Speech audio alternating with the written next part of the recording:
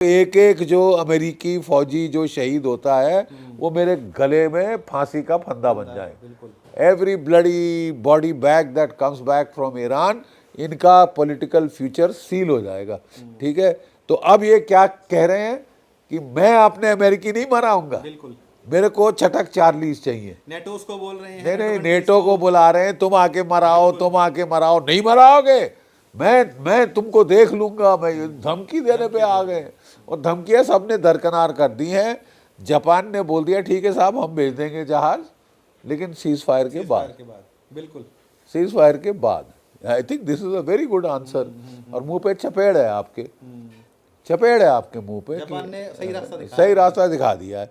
वहाँ ये यूके के पीछे पड़ गए, तेरे तो दीगो गार्सिया पे अटैक हो गया, साइप्रस पे अटैक कर दिया उसने, तो भेजो जहाज भेजो। स्ट्रेमर साहब डर गए, वो डर जाते हैं बड़ी जल्दी।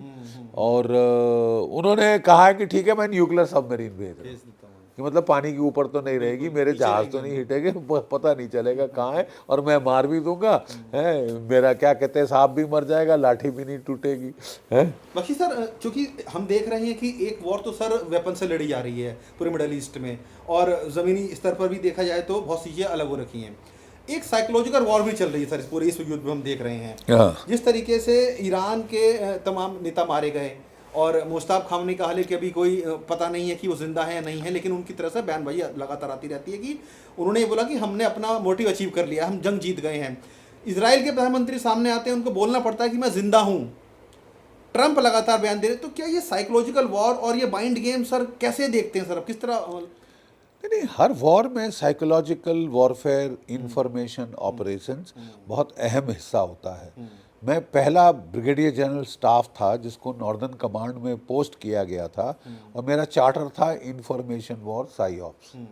ठीक है साहब, information warfare and Sai ops, ये मेरा चार्टर था, मेरा टास्क इन लाइफ था। और इसके बगैर तो लड़ाई लड़ी नहीं जा सकती। You may win the battle on the ground, in the air, in the sea. आप जमीन समुद्र आसमान में लड़ाई जीत लें, लेकिन information war, war of the narrative हार जाएं तो आप गए। और ये हमने ऑलमोस्ट शुरू में देखा था ऑपरेशन सिंदूर में। नॉर्मल जब भी कोई ऑपरेशन शुरू होता है तो एक एसओपी है, स्टैंडर्ड ऑपरेटिंग प्रोसीजर, की military operation directorate, army, navy, air force की, वो तीनों शाम को आके ब्रीफिंग देते हैं लड़ाई की हालात के बारे में। इस बार फॉरेन मिनिस्ट्री ने कहा कि नहीं साहब हम देंगे ब्रीफिंग, हम सिविलियन हैं, हम सुप्रीम है। हमारी डिफेंस मिनिस्ट्री भी तो सिविलियन है साहब, वो भी तो सुप्रीम है, उसके तहत ये ब्रीफिंग होती थी डिफेंस मिनिस्ट्री। अब फॉरेन मिनिस्ट्री डिफेंस मिनिस्ट्री का काम नहीं कर सकती, उसके लिए अलग मिनिस्ट्री है। We should not get into this turf battle. लेकिन उन्होंने ब्रीफ करना, पहले तो वो ब्रीफ कर रहे थे जब लड़ाई शुरू नहीं हुई थी, एब्सोल्युटली जायज़, बहुत अच्छा काम कर रहे थे। लड़ाई शुरू हो गई फिर भी हम ब्रीफ करेंगे। दो बेचारी लड़कियां ले आए, एक एयरफोर्स की, एक नेवी की, उनको पावर पॉइंट भी नहीं दिया, उठा के प्लेकार्ड पकड़ के दिखा रही थी। मतलब देखिए, you almost lost the battle of perception. वो पहले दिन पाकिस्तान ने नाटक शुरू कर दिया, 6 रफाल 7 ओवर, डोनाल्ड ट्रंप बोले 8 Rafale. I mean you lost the battle of perception. फिर जब हमारे डीजीएमओज आए, आर्मी, नेवी, एयरफोर्स के ऑप्स कमांडर, तो उन्होंने जो ब्रीफिंग दी तो उससे पासा पलटा। ठीक है, तो मतलब इंफॉर्मेशन वॉर बहुत ज़रूरी है। तो लेकिन ईरान के मसले पर अगर देखा तो सर, इनमें तीनों में से कौन साइकोलॉजिकल वॉर जीतता नजर आ रहा है आपको सर? देखिए साहब, अमेरिका की बहुत प्रोपेगेंडा मशीनरी बहुत ज़बरदस्त है।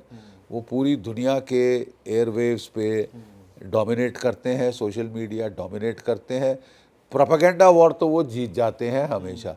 इस बार वो उसमें पिट रहे हैं। Iran is giving it good, number 1।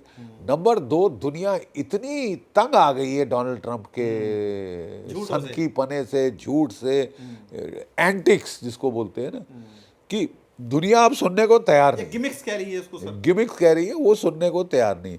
लेकिन देखिए, मैं आपके चैनल के थ्रू एक बहुत महत्वपूर्ण खुलासा करना चाहता हूँ। जी सर। 48 घंटे पहले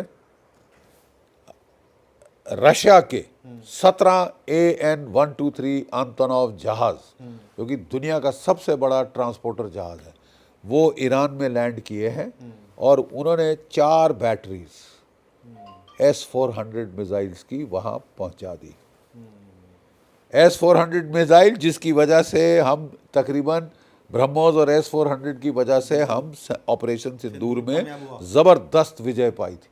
ठीक है, ज़बरदस्त विजय। पाकिस्तान की टेरिटरी 314 किलोमीटर पे उनका एवैक मार गिराया था, पाकिस्तान के ऊपर अंदर घुस के, मतलब यहाँ आया ही नहीं, वहीं पे मार गिराया तुम्हारे देश के ऊपर। नहीं उड़ रहा था, उसको इन्होंने उड़ा दिया।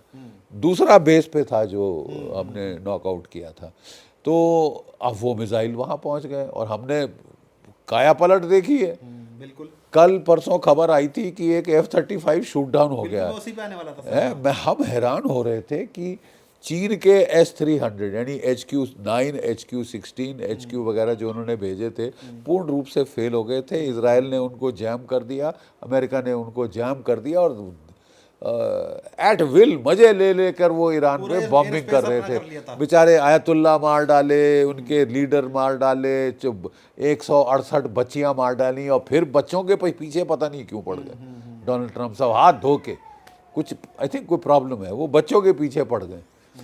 वहाँ पे स्कूल गर्ल्स मार दी 168, फिर मिनाज पे मारा है, प्राइमरी स्कूल मारा है इस बारी। भाई क्या बकवास है साहब। तो अब आप नहीं कर सकते साहब, क्योंकि पहले खबर आई कि एक F-35 मार गिरा है इजराइल का, फिर दूसरे दिन खबर आई कि 3 F-16 मार गिराए। अब जरा हाथ लगा के देखो साहब,